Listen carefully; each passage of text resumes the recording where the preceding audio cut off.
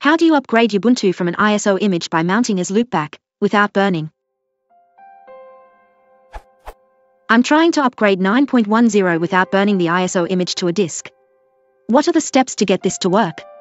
I am using the Ubuntu 9.10 desktop AMD 64.iso image. There are a few postings around on this, but none of them work for 9.10.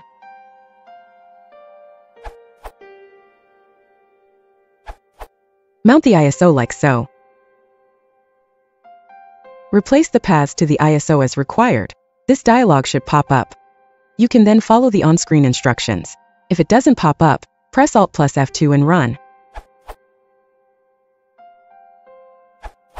However, if you have a network connection, you can also navigate to System, Administration, Update Manager, then check for updates and grab the upgrade.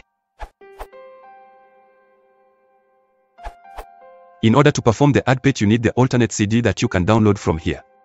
You can find all the relevant instructions on how to perform the upgrade on the official Ubuntu site.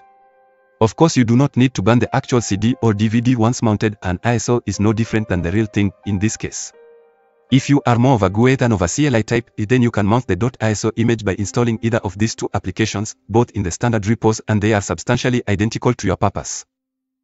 Mount. Mount ISO. It's very easy.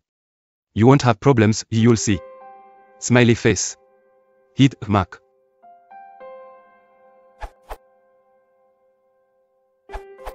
If what you want to do is an upgrade to version 9.10, the very first thing to do is a full backup, of course. If you want to save yourself from burning a CD, but have some SD memory card around, you can try to put the ISO as the operating system card on the SD card, and boot from it.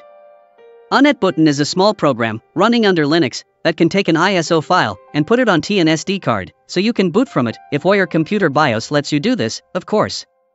Once you're done installing Ubuntu, you can reformat your card and use it again as a usual storage device.